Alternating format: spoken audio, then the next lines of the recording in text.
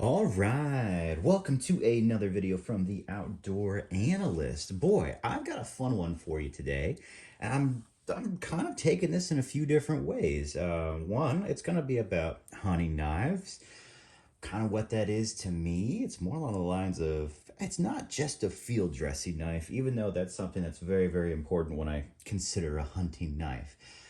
And most of what I do, I'll just throw it out there, is squirrels and deer. I've done some actual really, really big game, but for the most part, it's just going to be whitetails and squirrels. And really what it comes down to for a hunting knife is mostly for whitetails in my mind. Squirrels, you can literally use anything. I actually don't even care if you use a folding knife. There's so little to do on a squirrel if you're just going to pants it. I don't think it really matters that much. I've considered going for just really intense scissors or shears, to be completely honest with you, for just pure squirrels. So we're going to talk mostly about hunting and really just for medium and big game. And whether that's what do you consider antelope, black buck, that's what this sucker is, whitetails. Whitetails are my main thing. I live in the Midwest and kind of travel down to Texas every now and then to do some hunting down there. So that gives me some decent options, but for the most part, it's going to be Midwest hunting.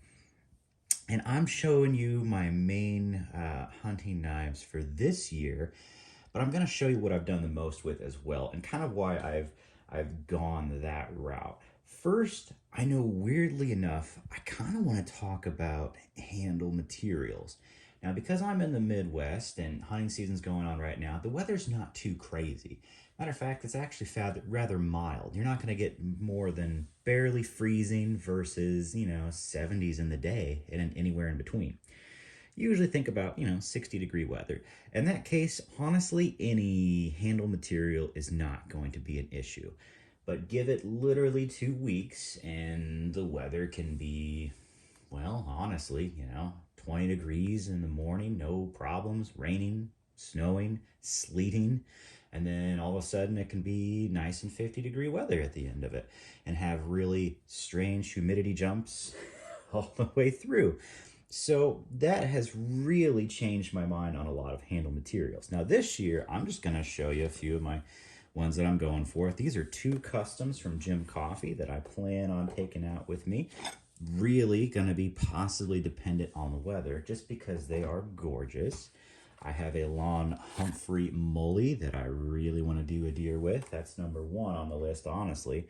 And then I probably want to do a little bit of one with just this Bark River EXT2 Hunter. Just because, really cool knife. I think it'll be just an insanely immaculate slicer. I think it'll literally just laser beam through deer. But as you can see on my handle material choices, I have a few different things that may actually cause me some issues. So 1, I have 2 really, really nice woods. Another wood here. These are also hidden tang knives. So 1, they're not super tough.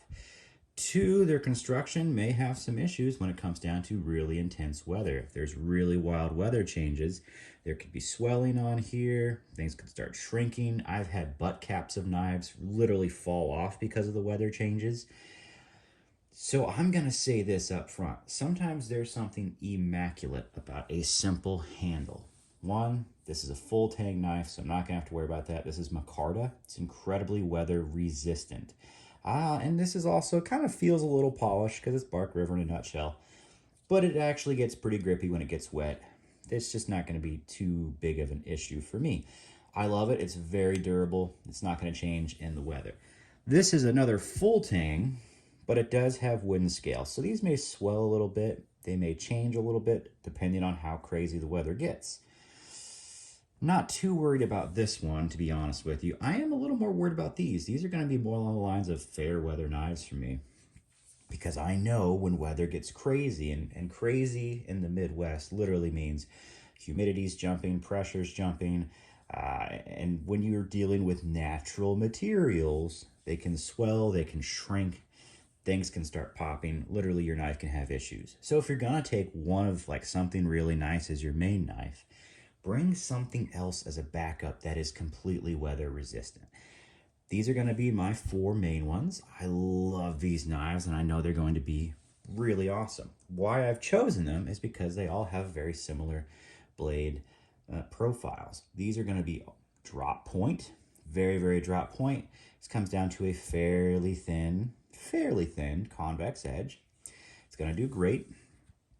This is getting slightly more convex with my work. Granted, I think Gem Coffee probably technically convexes the edge, but they very much act like a V edge. And that's okay. That's totally fine. I've just kind of been trying to strop these so they are a little more convex all the way down. And as you can see, I've chosen either V edges or convex edges. This is going to be a V edge on the Lon Humphrey. Full flat, full flat, full flat, essentially. This one's a full height convex for the most part, and this is probably the thinnest edge of all of them. This thing gets insanely thin. That's why I know it's just gonna zip up Bambi like crazy. And this would be the only one that I would say has a maybe not so much of a drop point. It kind of tapers up a little bit. But as the more I've kind of messed with it, just with my own hand, it's pretty blunt on top. I'm really not worried about that piercing guts. And you know, I've done that quite a few times. I put some pressure on it. I'm good. And I think if I'm good, Bambi's gonna be good too. So that's gonna be no problem for me. But as you can see, these are a little risky. It's a little risky bringing those out. I'm gonna show you some of my main knives that I have used. These are gonna be new ones that I'm really excited to use, definitely. But let me show you kind of the main ones that I've used in the past that are my go-tos with no question marks, that are awesome. And if you're just truly worried about weather, you're going to a crazy place, this is an amazing knife. This is the Benchmade Steep Country. This is an old one with the gut hook and S30V steel. It is a full tang all the way through, but it's very rubbery, and S30V is very stainless. It's not super tough, but I've never chipped on a bone or anything with this steel. So I think Benchmade runs it really soft. But as far as doing multiple deer, I've field dressed multiple deer with this. No problems whatsoever. This is an incredible knife. It's kind of been one of my main knives for a while. I'd say my new main favorite, awesome, just field dresser. It's a Bark River Gunny Hunter. This is in CPM 154, so it's a stainless. It's a very tough stainless. This is convexed. This is a V edge. This has a very, very thin slicey edge. This does not get as thin, but goodness gracious, it zips up deer very, very well. V edges work incredibly well on skin or animals, just game in general. Convex works pretty good. I honestly think a V edge may work the best. I've done also a lot of deer with a lovely V edge. This is a hollow ground AG Russell and 154 cm. So basically the previous steel to this is the CPM powdered version of this steel. Both very stainless. This is just going to be a lot tougher, have a little more edge retention. Honestly, I've never had issues with either one of those. Good backup I've always used has been an SE3. Not always used, just these are actually fairly new, but I've always had this as a backup knife, an S35 VN for Bambi, and that's been a good backup for me. I suggest having a backup. Something can go wrong. What if I have one of these and all of a sudden, essentially the handle falls apart out there? What am I gonna do? Well, you need a good knife that can actually have a, that can zip a deer up really, really quick. Another backup I've taken a lot was Falcon Even S1 and A1, or S1 and F1. This is the S1. I've done quite a few deer with this. It is a little long for me personally. I like the F1 a little better for deer just because it's a shorter blade. This is a little more cumbersome and it's a little less laser beam like. I really do like small knives when it comes to really field dressing. The smaller the knife, I think the better. This is like a 3-inch blade, and as you can see, I can get my finger all the way out almost to the top of it. If it didn't have this gut hook, it'd be perfect. When it comes to the Bark River, I have so much control over this knife. I love having a little bit of a guard so my finger tucks under. That way when, I'm going for the blind jugular shot, I feel a little protected there. Same thing with the AG Russell. I am locked in very, very well, and I have tons of control. Now, granted, I think this Lon Humphrey Molly is probably the most comfortable, most controlled little knife I have. It's like it was born for this, seriously. Everything just locks you in for field dressing. Now, it's not great for other cuts generally. It's not going to be, there's no nice ergonomic handle for bushcrafting. It's very thin, very, very thin. And it's simply made for like this sort of hold. Like that's it. And that's okay. That's all I'm really going for field dressing. But sometimes you do want a knife that can do other things when you're out in the woods. I've jumped into tree stands before where I knew somebody was going to be hunting that stand. They were bow hunting. I was doing other, the other type of hunting afterwards. I don't know if I can say that on YouTube. They had essentially jacked up my stand. They put crazy camouflage and zip ties everywhere. And it's the middle of the night. Not the middle of the night, but it's super early in the morning, and I had brought an Ulu style blade. I had actually brought an LT Wright Jesmic, which is a great bushcrafting knife, and I thought, it's going to do great on a deer, even though it's a Scandi. I was mistaken. Scandis weren't great back then. They're not great for animals, trust me. Just don't do it. It is a pain in the butt. They do an awful job. But the issue here was I needed to cut zip ties, and I had a huge, swooping Ulu blade. Bring a normal knife with you, gentlemen, and I think there's like one lady that watches my videos.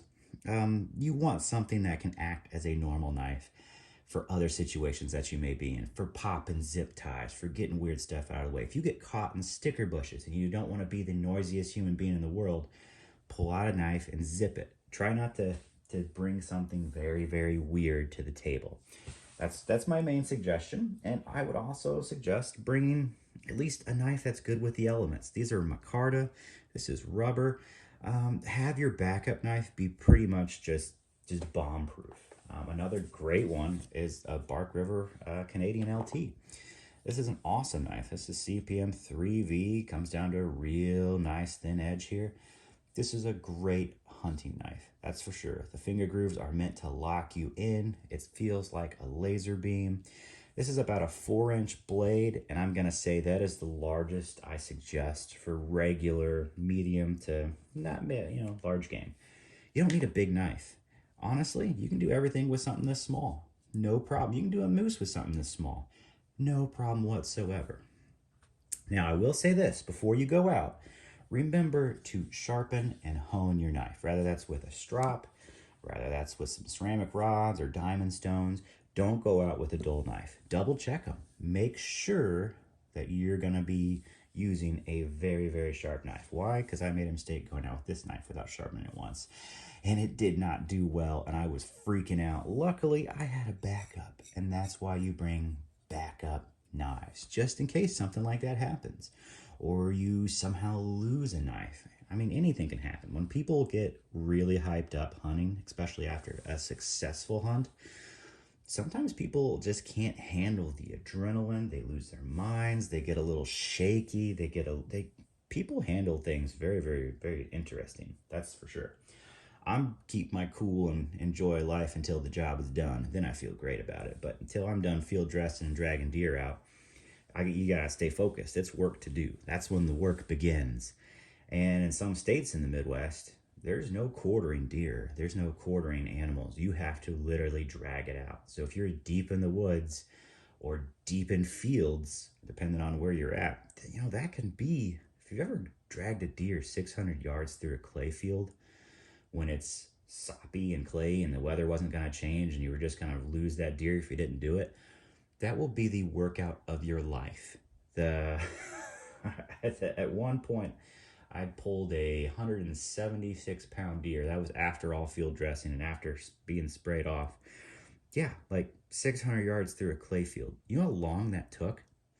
He was probably an extra 50 pounds of clay on him. My boots were 50 pounds of clay. Not 50 pounds now. They're probably like 10 to 15 on every step. It just kept piling up. You kick it off, it piles back up. That is one of the best workouts I've ever had in my life. It was awesome, insane, and it was so gratifying at the end of that. because you couldn't get anything back there. You couldn't get a truck back there. You couldn't get anything. And that was, honestly, it was really, really awesome.